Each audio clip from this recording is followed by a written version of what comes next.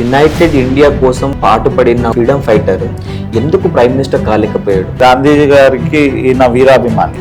ఒకరోజు కోర్టులో ఎపిసోడ్ మధ్యలో ఏం జరిగిందంటే, ఒక అతను తీసుకొచ్చి ఒక చిట్టి తీసుకొచ్చి తనకి ఇవ్వడం జరిగింది. అక్కడ ఉన్న జడ్జి మిగతా వాళ్ళు మాత్రం అక్కడ ఏదో జరిగింది, ఆ చిట్టీలో ఏదో వచ్చింది అన్న మీమాంస అందరికీ ఏర్పడింది. జడ్జి అడగడం జరిగింది అనమాట, ఏంటి ఆ చిట్టి సారాంశం, అసలు ఏమైంది, నా భార్య చనిపోయింది అని తను చెప్తాడు. ఈ రాష్ట్రీయ ఏకతా దివాస్ అనే సెలబ్రేషన్ అక్రాస్ ఇండియా జరుగుతుంది. మనం వాళ్ళందరినీ కూడా గతంలో వాళ్ళు చేసిన త్యాగాలని మనం గుర్తించుకోవడానికి వేల కోట్ల రూపాయలు వేస్ట్ చేశారు అని గవర్నమెంట్ మీద కూడా అలిగేషన్ వేశారు. ఎందుకు ఇట్లా ఇంత వేల కోట్లు తగలబెడుతున్నారు, వీటిని బదులు జనాలకు పనిచేయవచ్చు కదా, లేదంటే జనాల్లోకి తీసుకెళ్ళవచ్చు కదా. ప్రజెంట్ ఉన్న యూత్ సార్ నిజంగా మన ఫ్రీడమ్ ఫైటర్స్ అందరూ గుర్తించుకుంటారు. ఇప్పుడున్న యూత్కి ఎంతసేపు కూడా ప్రతిదీ ఇన్స్టెంట్గా కావాలి.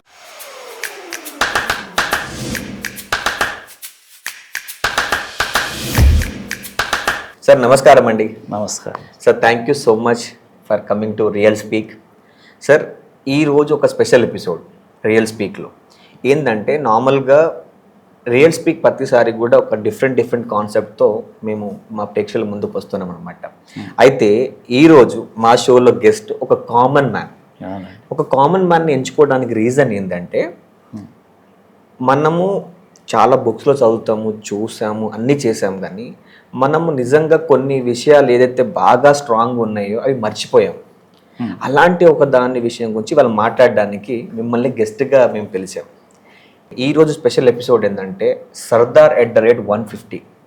అంటే సర్దార్ వల్లభాయ్ పటేల్ యొక్క బర్త్డే సెలబ్రేట్ చేసుకొని ఇది 150th ఇయర్ అనమాట. గవర్నమెంట్ ఆఫ్ ఇండియా కూడా రాష్ట్రీయ ఏకతా దివాస్ అని చెప్పేసి పెద్ద సెలబ్రేషన్ చేస్తుంది. సో మనం అలాంటి ఒక ఫ్రీడమ్ ఫైటర్, ఒక మహానుభావుడి గురించి డిస్కస్ చేద్దామనే ఉద్దేశంతో మిమ్మల్ని చీఫ్ గెస్ట్గా రమ్మడం జరిగింది. So thank you sir, thank you for coming to real speak. Sardar Vallabhbhai Patel, అసలు ఆయన గురించి మీకు ఏం తెలుసు సార్? సర్దార్ వల్లభాయ్ పటేల్ గారు నాకు ఎంతో ఇష్టమైన ఒక నాయకుడు. ఓకే. తను పుట్టింది గుజరాత్లో. తర్వాత అక్కడి నుంచి తను లండన్కి వెళ్ళి లా చేశారు. లా చేసి వచ్చి మళ్ళీ ప్రాక్టీస్ చేయడం మొదలుపెట్టారు ఇండియాలోనే. అయితే ఈ లోపుగా మనకి ఇండియాలో స్వాతంత్రానికి ముందు చాలా ఉద్యమాలు నడిచినాయి. లైక్ క్విట్ ఇండియా మూమెంట్ కానివ్వండి, సత్యాగ్రహ మూమెంట్ కానివ్వండి, ఇవన్నీ కూడా నడుస్తున్న టైంలో గాంధీ గారి నాన్ వైలెన్స్ పాలసీస్ తనకి ఎంతో ఆకర్షితుడయ్యాడు. ఓకే. సో ఆకర్షితుడు అవ్వడంతో అటువైపుగా తన అడుగులు వేశాడు. అప్పుడు గాంధీ గారిని బట్టి తన ముఖ్య అజెండాస్ అన్నీ కూడా అటువైపుగా నడవడం జరిగింది. సో ఇండియాలో ఉన్న 562 స్టేట్స్, చిన్న స్టేట్స్ ఏవైతే ఉన్నాయో, ఎవరికి వాళ్ళు ఏ స్టేట్కి ఆ స్టేట్ సపరేట్గా ఉండేవి. వాటన్నిటిని కలిపి ఒక తాటిపైకి తీసుకురావడానికి తను ఎంతో ఒక ముఖ్య భూమికని పాటించడం జరిగింది. ఇందులో భాగంగా ఆ 562 స్టేట్స్ని ఒక తాటిపైకి తీసుకురావడానికి తను ఎన్నో వ్యయ ప్రయాసాలు అనుభవించాల్సి వచ్చింది. సో చాలా మటుకుగా అతను అన్ని స్టేట్స్ని ఒక తాటిపైకి తేవడానికి సక్సెస్ అయ్యాడు, కానీ ఒక 3 స్టేట్స్ మాత్రం వ్యతిరేకంగా ఉన్నారనమాట. ఓకే. సో అవేంటంటే మన హైదరాబాద్, జునాయద్ మరియు కాశ్మీర్. ఓకే. వీళ్ళు ముగ్గురు కూడా అంత ఈజీగా ఒప్పుకోలేదు. ఓకే. సో ఒప్పుకోవడానికి తను రకరకాల ప్రయత్నాలు చేయాల్సి వచ్చిందనమాట. సో మంచిగా వాళ్ళకి చెప్పడానికి ప్రయత్నించాడు. చెప్పడంలో భాగంగా తనకి ఇద్దరు వాళ్ళ టీంలో ఉన్నారనమాట. ఓకే. విపి మేనన్ అని తన సెక్రటరీ, అండ్ అలాగే ఇండియాకి ఫస్ట్ గవర్నర్ అయినటువంటి లార్డ్ మౌంట్ బ్యాటన్, వీళ్ళిద్దరి యొక్క సహాయ సహకారాలు తీసుకుంటూ వీటన్నిటిని కలిపి ఒక తాటిపైకి తేవడానికి తను విపరీతంగా కృషి చేయడం జరిగింది. సార్, ఇంత అంటే ఒక యునైటెడ్ ఇండియా కోసం పాటుపడిన ఒక ఫ్రీడమ్ ఫైటర్ ఎందుకు ప్రైమ్ మినిస్టర్ కాలేకపోయాడు? అంటే నేను చదివింది ఏంటంటే, ఆ టైంలో అన్ని సంఘాలు కూడా సర్దార్ వల్లభాయ్ పటేల్నే ఫేవర్గా చేశారంట ప్రెసిడెంట్, అంటే ప్రైమ్ మినిస్టర్ రోల్కి. అవునండి. కానీ నెహ్రూ ప్రైమ్ మినిస్టర్ అయ్యారు. ఎందుకు? ఎందుకంటే నేను ముందుగా చెప్పినట్టుగా గాంధీజీ గారికి ఈయన వీరాభిమాని. ఓకే. సో దాంతో గాంధీజీ గారు కూడా ఏం ఆలోచించారంటే, ఇప్పుడు గ్లోబల్గా మొత్తం రిప్రజెంట్ చేయగలిగే కెపాసిటీ ఉన్న అతను నెహ్రూ అని అతను పర్సనల్గా ఫీల్ అయ్యారన్నమాట. ఓకే. సో ఫీల్ అవ్వడం వలన తినని రిక్వెస్ట్ చేశారు. సో ఇప్పుడు మనము ఇండియా ఇప్పుడే స్వాతంత్రం వచ్చింది, సో ఇప్పుడు గ్లోబల్గా మనం ముందుకు వెళ్ళాల్సి ఉన్న పరిస్థితి ఏర్పడింది.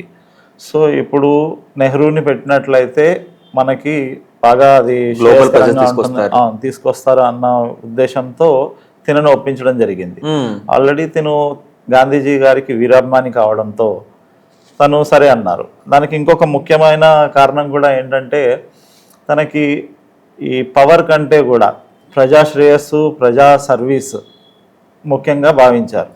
అందుకే ఆ ఉద్దేశంతో తను ఒప్పుకోవడం జరిగింది. ఒకరోజు కోర్టులో కేసు వాదనకు వచ్చి జరుగుతుండగా సో ఆ ఎపిసోడ్ మధ్యలో ఏం జరిగిందంటే ఒక అతను తీసుకొచ్చి ఒక చిట్టి తీసుకొచ్చి తనకి ఇవ్వడం జరిగిందన్నమాట. మ్మ్. చిట్టి చూశాడు. తను చూసిన తర్వాత కొద్దిసేపు ఆలోచనలో పడి తర్వాత మళ్ళీ ఆ వాదన మొత్తం అయ్యే వరకు కూడా ఆ వాదనలో తను పార్టిసిపేట్ చేయడం జరిగింది. మ్మ్. సో కాకపోతే అక్కడ ఉన్న జడ్జి మిగతా వాళ్ళు మాత్రం తన ముఖ కవలికలను బట్టి అక్కడ ఏదో జరిగింది, ఆ చిట్టీలో ఏదో వచ్చింది అన్న మీమాంస అందరికీ ఏర్పడింది. అసలు అదేంటి, ఏం జరిగిందనేది తెలుసుకుందామని. సో మొత్తానికి ఆ వాదన అయితే మొత్తానికి పూర్తయింది. పూర్తయిన తర్వాత ఆ జడ్జి అడగడం జరిగింది అనమాట. ఏంటి ఆ చిట్టి సారాంశం, అసలు ఏమైంది, నువ్వు ఎందుకు అలా ఉన్నట్టుండి సడన్గా ఏదైపోయావు అంటే నా భార్య చనిపోయింది అని తను చెప్తాడనమాట. మ్మ్. సో దీన్ని బట్టి మనకు ఏమర్థమవుతుంది అంటే తన యొక్క వృత్తి పట్ల ఉన్న నిబద్ధత అనేది మనకి తెలుస్తుంది ఇక్కడ. సో అన్ని విషయాల్లో అలాగా హుందాగా అండ్ వెరీ స్ట్రాంగ్గా ఉండడంలో ఆయన చాలా నేర్పరి. ఓకే. సో అందుకే తనని ఐరన్ మ్యాన్ ఆఫ్ ఇండియా అని కూడా మనం అన్నాం. ఐరన్ మ్యాన్ ఆఫ్ ఇండియా అని ఎందుకు అంటున్నాం అంటే ఈ రోజుల్లో ఇప్పుడు చూసుకున్నట్లయితే ఏ ఇద్దరు వ్యక్తులకు కానీ ఇద్దరు టీమ్స్కి కానీ ఒకవేళ ఏదైనా గొడవ కానీ ఏదైనా వచ్చినప్పుడు వాళ్ళని కలపడం కానీ లేకపోతే వాళ్ళని సంజాయించడం కానీ ఏకతాటిపైకి తేవడం కానీ అది చాలా కష్టమైన విషయం. ఆ రోజుల్లో ఒక 562 స్టేట్స్ని ఇప్పుడు ఎలాగో ఇండిపెండెన్స్ వచ్చేసింది. ఇండిపెండెన్స్ వచ్చేసింది కానీ ఇప్పుడు మళ్ళీ ఎవరికి వాళ్ళు మళ్ళీ విడివిడిగా ఉంటే వాళ్ళందరినీ నడపడం కానీ లేకపోతే వాళ్ళందరితో అడ్మినిస్ట్రేషన్ చేయడం కానీ కష్టం. సో వీళ్ళందరినీ తీసుకురావడంలో తను ఎంతో ప్రాముఖ్యమైన పాత్ర వహించారు కాబట్టి తనకి ఐరన్ మ్యాన్ ఆఫ్ ఇండియా లేదా బిస్మార్క్ అనే టైటిల్స్ కూడా ఇవ్వడం జరిగింది అనమాట. ఇప్పుడు ఆయన గుర్తించుకోవడం కోసం అని చెప్పేసి 2014 తర్వాత 31 అక్టోబర్ని వాళ్ళు సెలబ్రేషన్ చేసుకుంటున్నారు. దానిలో భాగంగానే స్టాచ్యూ ఆఫ్ యూనిటీని కూడా కట్టారు. అవునండి. అయితే ఇనిషియల్లో చాలా మంది ఏమన్నారంటే కొన్ని వేల కోట్ల రూపాయలు వేస్ట్ చేశారు అని గవర్నమెంట్ మీద కూడా అలిగేషన్ వేశారు. దీన్ని ఎట్లా చూస్తారు మీరు? సో ఇనిషియల్గా ఈ స్టాచ్యూ ఆఫ్ యూనిటీ అనేది కడుతున్నప్పుడు చాలామందికి చాలా రకరకాల డౌట్స్ వచ్చాయి. ఎందుకు ఇట్లా ఇంత వేల కోట్లు తగలబెడుతున్నారు, వీటిని బదులు జనాలకు పనిచేయవచ్చు కదా, లేదంటే జనాల్లోకి తీసుకెళ్ళవచ్చు కదా, ఇలాంటి రకరకాల ఆలోచనలతో మొదలయ్యాయి. కానీ ఈరోజు మనం చూసినట్లయితే ఒక 10-12 సంవత్సరాలు గడిచిన తర్వాత ఇప్పుడు అక్కడ ఉన్న బిజినెస్లు కానీ ఆ చుట్టుపక్కల ఏదైతే టూరిజం కానీ వాటి వల్ల ఎంతోమందికి ఉపాధి కలుగుతూ ఉంది. సో ఇది ఏ విధంగా కూడా రాంగ్ డెసిషన్ కాదు అని బీజేపీ వాళ్ళు ప్రూవ్ చేశారు. మనం దీనికి భాగంగా ఏంటంటే గవర్నమెంట్ కూడా ఒక ఇనిషియేటివ్ తీసుకొచ్చింది అనమాట. 2024 నుంచి 2026 వరకు ఈ యొక్క రాష్ట్రీయ ఏకతా దివాస్ అని సెలబ్రేషన్ చేయాలి. అంటే మీరు అన్నట్టు ఇందాక ఒక 562 స్టేట్స్ ఉన్న ఇండియాని ఒక ఇంటిగ్రేటెడ్ ఇండియాగా చేసిన main person behind unification of India అనేది సర్దార్ వల్లభాయ్ పటేల్ గారు అని. సో ఆయన గుర్తించుకోవడం కోసము ఇప్పుడు గవర్నమెంట్ కూడా చాలా ఇనిషియేటివ్ తీసుకొచ్చింది. ఎందుకంటే ఆ యూత్ లో ఎంత వెళ్ళాలి చెప్పాలి, ఇది ఒక ఇన్స్పిరేషన్ ఫర్ కమింగ్ జనరేషన్స్ గుర్తుంచుకోవాలనే ఉద్దేశంతోనే కదా ఈ స్టాచ్యూ ఆఫ్ యూనిటీ కానీ, అలాగే ఆయన కొన్ని స్టేడియం కూడా ఆయన పేరు పెట్టారు. అలాగే ఇప్పుడు ప్రజెంట్ ఉన్న యూత్ సార్ నిజంగా మన ఫ్రీడమ్ ఫైటర్స్ అందరూ గుర్తించుకుంటారని మీరు ఫీల్ అవుతున్నారా? సో ఇప్పుడున్న యూత్కి ఎంతసేపు కూడా ప్రతిదీ ఇన్స్టెంట్గా కావాలి. ప్రతిదీ ఏది కూడా మనకి గమనించినట్లయితే సామరస్యంగా కొంచెం ఆలోచించి అసలు దీని రూట్స్ ఏంటి ఇవన్నీ ఆలోచించేంత టైం లేదు ఫస్ట్ ఆఫ్ ఆల్. ఓకే. ప్రతిదీ ఇన్స్టెంట్, ఏదున్నా సరే పొద్దున్న లేచిన దగ్గర నుంచి రాత్రి నిద్రపోయే వరకు కూడా ప్రతిదీ ఇన్స్టెంట్. సో మనం చూస్తూ ఉన్నాం ప్రతిదీ కూడా. ఒకవేళ ఆటో కావాలంటే గతంలో కనీసం ఒక బస్ స్టాప్ వరకు వెళ్ళి నడుచుకుంటూ వెళ్ళి తీసుకోవాల్సి వచ్చేది. ఇప్పుడు ప్రతిదీ ఏదున్నా సరే మొబైల్ ఫోన్ రావాలి, ప్రతిదీ ఇంటికే రావాల్సి ఉంటుంది, ప్రతిదీ ఇంతే. సో ఇట్లా ఇన్స్టెంట్ మాయలో పడిన తర్వాత ఏమవుతుందంటే ఒక ఆలోచన విధానం అనేది ఖచ్చితంగా అంత ఎఫెక్టివ్గా ఉండట్లేదు అనమాట. ఓకే. అంతే ఫాస్ట్గా రోగాలు కూడా వస్తున్నాయి కదా సార్? రోగాలు వస్తున్నాయి. ఎంత ప్లస్ మనం ఎంత అనుకుంటున్నామో అంతకంత నెగిటివ్ కూడా ఉంది. ఈ రాష్ట్రీయ ఏకతా దివాస్ అనే సెలబ్రేషన్ అక్రాస్ ఇండియా జరుగుతుంది సార్. అవునండి. ఓకే, సో నిజంగా గవర్నమెంట్ ఇలాంటి ఇనిషియేటివ్ తీసుకురావడం వల్ల నిజంగా బెనిఫిట్ అవుతుందని మీరు ఫీల్ అవుతున్నారా?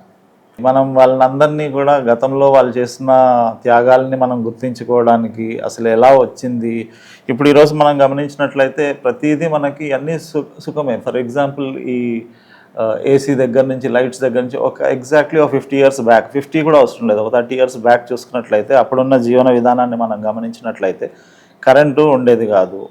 మిగతా ఈ ఏవైతే అమ్యూనిటీస్ ఉన్నాయో ఇప్పుడు మనకి ఏవి కూడా అప్పట్లో అంత ఈజీగా ఉండేవి కాదు. అప్పట్లో ఒక మహారాజా లేకపోతే ఒక పెద్ద మినిస్టర్ లెవెల్ వాళ్ళు కూడా అనుభవించలేదు, ఇప్పుడు ఒక కామన్ మ్యాన్ ఈజీగా అనుభవించేస్తున్నారు. So simple basic things like ఈ కరెంట్ కానివ్వండి, ఏసీలు కానివ్వండి, వెహికల్స్ కానివ్వండి, డ్రింకింగ్ వాటర్ కానివ్వండి, ఈ ఫెసిలిటీస్ అన్నీ కూడా అప్పట్లో ఎంత పెద్ద స్థాయి వ్యక్తులకైనా సరే అది చాలా కష్టంతో కూడుకున్న ఒక అమ్యూనిటీ. ఇప్పుడు అది అంతా కూడా కామన్ అయిపోయింది అనమాట, అంత ఈజీ యాక్సెస్ అయిపోయింది మనకి. వీటన్నిటికీ వాళ్ళ త్యాగాలు అనేది మనం ఎప్పటికప్పుడు గుర్తించుకోవాల్సిన అవసరం ఖచ్చితంగా ఉందండి. ఒక్క మాటలో చెప్పాలంటే నిజంగా ఇంతకు ముందు చేసిన ఏవైతే ఫ్రీడమ్ ఫైటర్స్ కావచ్చు, మహానాయకులు కావచ్చు, మహానుభావులు కావచ్చు, వాళ్ళని గుర్తించుకోవాలంటే మీరు ఏం సజెస్ట్ చేస్తారు? మనం మన చరిత్రని చూసినట్లయితే